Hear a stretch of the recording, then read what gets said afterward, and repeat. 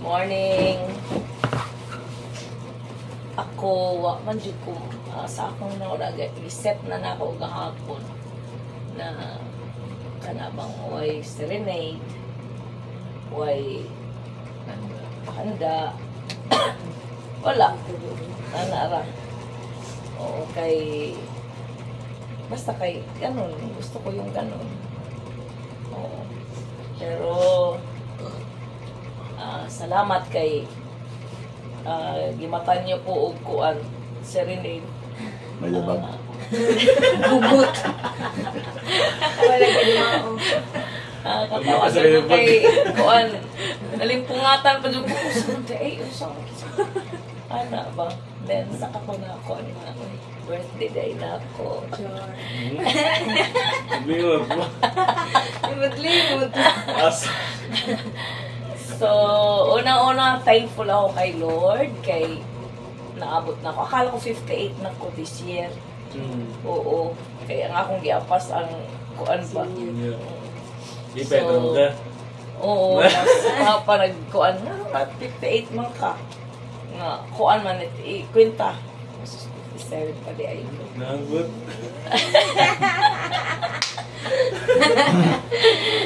So, salamat Lord kay nakakakanunay. Salamat po sa Lord kay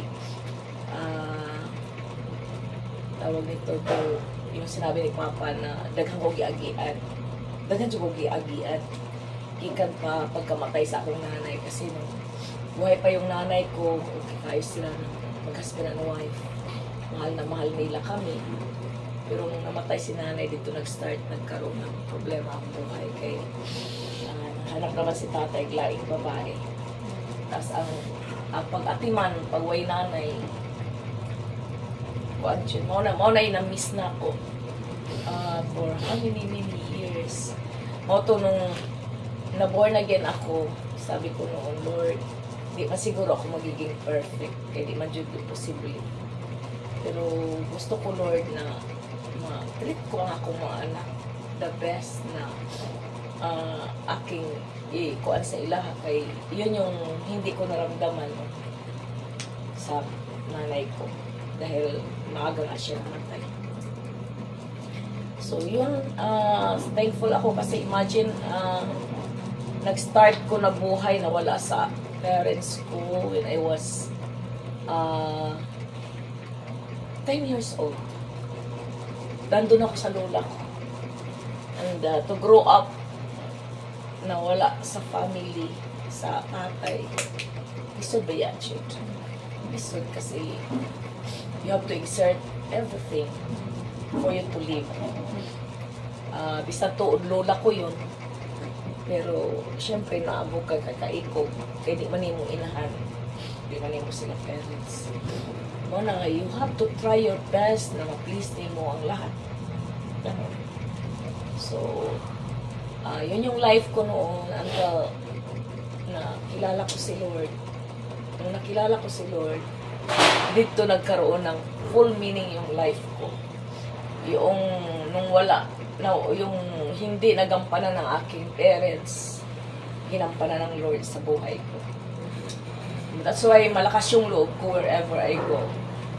Alam kong hindi ako nag-iisa. Hanggang sa, ayun, kita ni Mike. Imagine, ma-assign ko sa Cagayan na hindi ko alam ang mga tao, hindi ko alam ang kanilang lingwahe. Yun, pero never should ko ipasagdan sa Ginoo. Until kita ko si Mike, karoon ako ng mga anak. Mula sa pagiging pastor's ministry, dinala ako sa Bible school as a teacher, hanggang sa mold, shape. Yun na, yung nakita ko si Sir Billy. Nung pag-abot kay Sir Billy naman, doon ko rin naramdaman kay Sir Billy at kay Ma'am Janet na mga tao po nga magmahal sa imo. Imagine nung I was 18 years old, nag-debook ko dito sa bahay nila. Sa lahat ng estudyante, ako ra ang ginawa nila ng ganun. Nilutuan ako ng cake, spaghetti, landaan. Sa lahat ng student, ako lang yung ginawa nila ng gano'n. Kaya gano'n na lamang yung aking paghanga sa kanila. Siyempre, hindi man sila Diyos. Whether we like it or not, darating talaga na babagsak ang tao. Pero may trust, may respect, ay naandun pa rin. Especially kay Sir Billy Taylor. So yun, hanggang ngayon, hanggang kami na lang ni Mike, hanggang ngayon kung paano na survive ang ministry dahil yun sa Panginoon na kasama-sama namin. And I'm so thankful kay Lord sa mga tao na gi-entrust ng Lord sa amin, mga pastors, mga members sa church, young people, lalo na dito sa CFC May. Ramdam namin yung support at talagang mula doon sa mga young people. Ramdam namin yan. And doon naman sa mga adults, of course. At kita mo naman din yung dapat mo rin masabtan ang ilang level.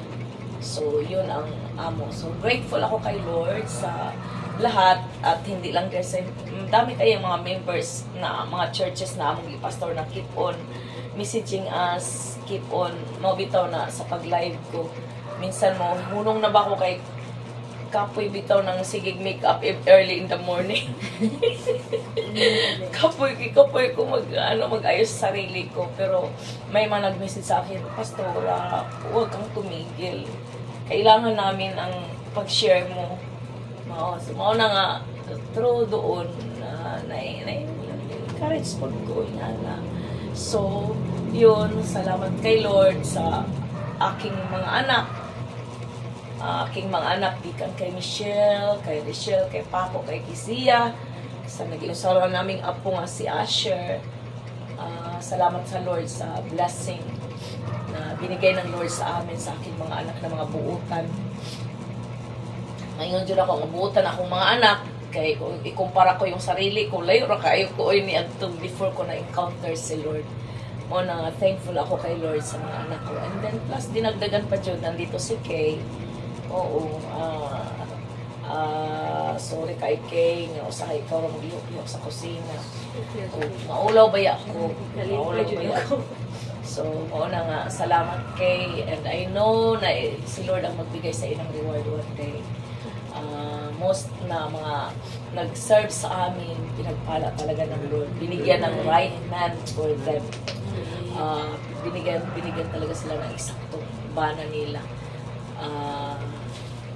Yun, i-bless ng Lord. So, mauna nga, salamat kaayo. Ay nung nga di na mawala, na mauwi sa wala yung lahat ng imong in-invest na lahat.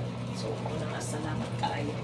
And kay Taboy, sorry boy, kung halimbawa nasakitan ka na ako, na usahay sa declaration, mga words ko, na usahay very, kuan ba, provoking, yung ganon, I know, I mean it, talagang meaning ko talaga na masakitan ka, ma-discourage ka kay Kizia.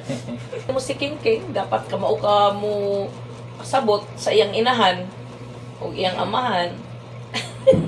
Same food na kang King King. Oo, the same food kay King King. Yung anak man na siya. Pero, pangutan na si Ivan, si Conrad, kung giunsa na ako silang paghigugma. Anyway, happy kami na niabot ka sa kinabuhi ni King King. Thank you kaay sa inyo ha. And salamat ako kay Michelle, kay Conrad.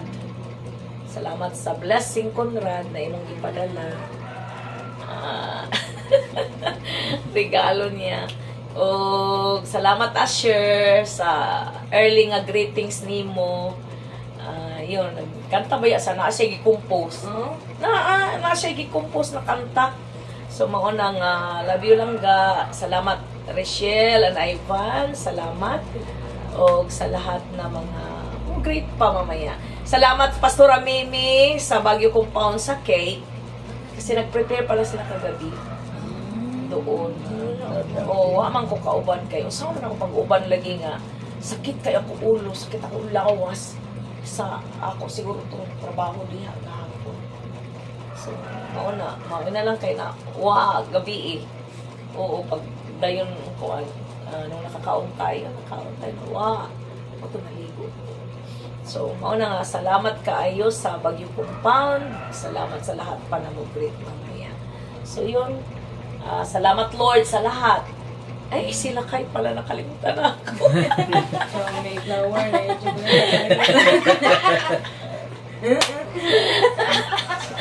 Salamat, Lakay. Alam mo na, nag-waste talaga ako. Nabigyan ako ng bulaklak. Alam niyo. Pagkakita na ako nito, nakapadyo itong blero na, nakuha na. Hindi ka na kantimili ba? Na-upgrade na, ha? Yan. Pagkadawat yun na ako nito, anak. Yan. Okay yun. Lipay ko kasi kagabi before matulog, sabi ko, sana Lord, magkaroon ako ng flowers. Oo. Laos ng mga nguro. Uy, dili mo mo. Yun yung... Yun ang masaya, oh. Sabi, sana Lord, magkaroon ako ng flowers. Ayun. Malipayon jud ko kay gigrant ng Lord yung whisper ng heart ko. So, yun. Lakay, salamat nito. Naanay tublero na, dili lang kuan, dili lang Cloud9. Kasi ni Adto, bibilhan talaga ako niya ng Cloud9. Wala pa yung bar ni Adto. Kay Cloud9 ang pinakasikat ni Adto sa panahon namo. Mo na nga palitan ko na ako niya ng kuan ka ng isang kabox. Tapos Skyflix na anak. Tapos gatas na nido. Lagi. Nido na lagi. Gatas na nido. Alagang nido na. Tapos vitamins nga. Asa to pang Enervon. Enervon, oo. Vitamins. Oh, mao na siya, mao na iyang always regalo kasi tuon ako sa bukid. And then ang reason baya na in love ako sa kanya kay ngayo ako kay Lord og sign. Sabi ko, Lord, taga ikog sign kung siya ba, kaya ba na ako siya mahalin? Tudlugi, tabangi ko nga mahalin ko siya. Ana, nagkasakit pa man ko anak, tas siya nag-alaga sa ako. Lagi siya nag-alaga sa ako, nagkasakit. Masakit sa ba? Oo, mao to nga pagkasakit ko nakita ko si nanay ug si tatay sa iyaha. Oo. Lulo din ka Mao to nga napamahal jud ko sa kaniya. Nung na-inlove ako sa kanya, bisa kung saon pa ni Seth. Ay, ito rin. Actually, kahapon din, dumating ang order ko. Kaya nag-order mang kong shoes dahil nag-order kong shoes. Ayaw, sana? Oo, yan na. Nag-order kong shoes sa Shopee. Kaya binigay ko nga ang kuan ko, ang aking sandal kay Richelle. So, nag-order ko kay para lagi sa kasi pag abot gabi gahapon na disappoint ko kasi ang ganda-ganda doon sa kuan ba? Ay, naabot na day. Oh, ang ganda day? Oh, ang ganda-ganda sa online. Pag abot personal, Bati kaayo oy. Bati tas pag anak pa nimo sa kuan sa pasensya ng Shopee tinuod jud ni. Oo. Pag anak di maganda kay murag malangkat siya. Akin na anak. Ikaw man kuan sa ikaw man nag-open. Wala na sa kuan. So, dili no. Unang Lord. Yan. 6 digits na. Wow! Ganahan ka anak. Ang ganda! Ang ganda anak, oy! Among gikuan kay para sa kasal ba? Oh, maganda. Wow, thank you Lord. Thank you na po. Thank you boy.